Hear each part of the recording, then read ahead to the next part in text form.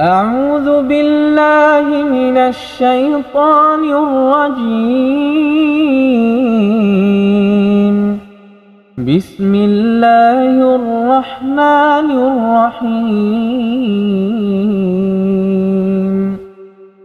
أولئك على هدى من ربهم وأولئك هم المفلحون إن الذين كفروا سواء عليهم أنذرتهم أم لم تنذرهم لا يؤمنون ختم الله على قلوبهم وعلى سمعهم وعلى أبصارهم غشاوة ولهم عذاب عظيم ومن الناس من يقول آمنا بالله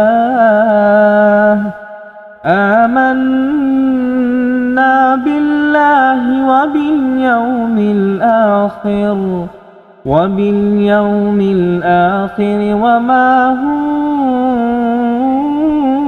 بمؤمنين يخادعون الله والذين آمنوا وما يخدعون إلا أنفسهم وما يشعرون। আমাদের হৃদয় কিন্তু নষ্ট হয়ে গিয়েছে, নোংরা হয়ে গিয়েছে, কারণ এসব খারাপ বাদ্যযন্ত্র গানে আমাদের কানকে আমরা নষ্ট করে ফেলেছি। আমাদের এই কোরআনের তেলাওয়াতগুলো যখন আমরা শুনি তখন কিন্তু আমাদের হৃদয় ছুঁয়ে যায়, দিল পরিষ্কার হয়ে যায়। এই কোরআন আমাকে আপনাকে আমাদের দিলকে পরিষ্কার করবে, আমাদের সিনাকে পরিষ্কার করবে, আমাদের কলবকে পরিষ্কার করবে। আমরা যখন গুনাহ করি তখন আমাদের কলবে কালো দাগ পড়ে যায়। তো যখন আমরা কোরআনের তেলাওয়াতগুলো শুনি, আমরা যখন নামাজের মধ্যে দাঁড়িয়ে যাই, তখনই কিন্তু আমাদের কলব থেকে একটা একটা করে দাগ উঠে যায়। আর যদি আমরা এগুলো না করি, শুধুমাত্র দুনিয়ার রং তামাশার মধ্যে থাকি এবং গুনাহের মধ্যে থাকি, তখন একটা পর্যায়ে কিন্তু আমাদের কলবে এসব দাগ পড়তে আমাদের কলব কালো হয়ে যায়। তখন আল্লাহর পক্ষ হতে মোহর পড়ে যায়, তখন আর আমাদের ভালো কাজ, নেক আমল কিন্তু ভালো লাগে না। এজন্যই আমাদের বেশি বেশি তেলাওয়াত শোনা উচিত, কোরআন তেলাওয়াত করা উচিত।